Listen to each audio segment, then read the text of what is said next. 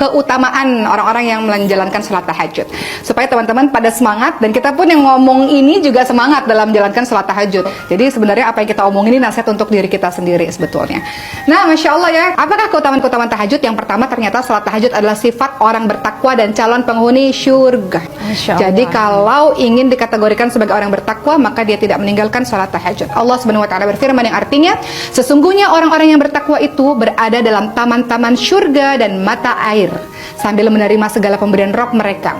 Sesungguhnya mereka sebelum itu di dunia adalah orang-orang yang berbuat kebaikan. Di dunia mereka sedikit sekali tidur di waktu malam, dan selalu memohon ampun di waktu pagi sebelum fajar. Dalam surah Az-Zariyat ayat 15-18. Jadi di sini Allah Subhanahu wa Ta'ala menginformasikan kepada kita semua, orang bertakwa yang mendapatkan syurga sedikit waktu tidurnya di waktu malam, banyak bangun untuk minta ampun kepada Allah Subhanahu wa Ta'ala. Yang kedua, keutamaan tahajud adalah tidak sama antara orang yang sholat malam dengan orang yang tidak sholat malam. Allah Subhanahu wa Ta'ala berfirman yang artinya, adakah sama orang-orang yang mengetahui dengan orang-orang yang tidak mengetahui?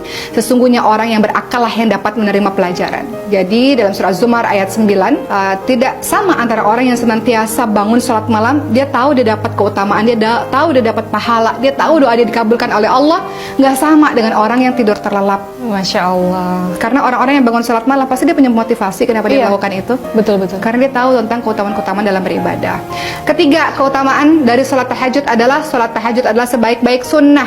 Seperti yang kita ketahui bahwa sebaik-baik puasa adalah puasa di bulan suci Ramadan. Kemudian sebaik-baik sholat setelah sholat wajib adalah sholat malam. Jadi setelah sholat wajib ternyata yang afdal adalah qiyamul lail, menghidupkan malam. Dan keempat, ternyata keutamaan dari sholat tahajud adalah kebiasaan orang-orang yang salih. Jadi teman-teman, kalau indikatornya gampang ya, kalau kita lihat ada orang-orang yang salih mengademkan hati, ternyata salah satu indikatornya mereka tidak meninggalkan sholat malam. Kemudian keutamaan sholat tahajud yang kelima adalah sebaik-baik orang adalah orang yang melaksanakan sholat tahajud, sebagaimana Rasulullah SAW bersabda, sebaik-baik orang adalah Abdullah. Maksudnya di sini adalah Ibnu Umar, seandainya ia mau melaksanakan sholat malam.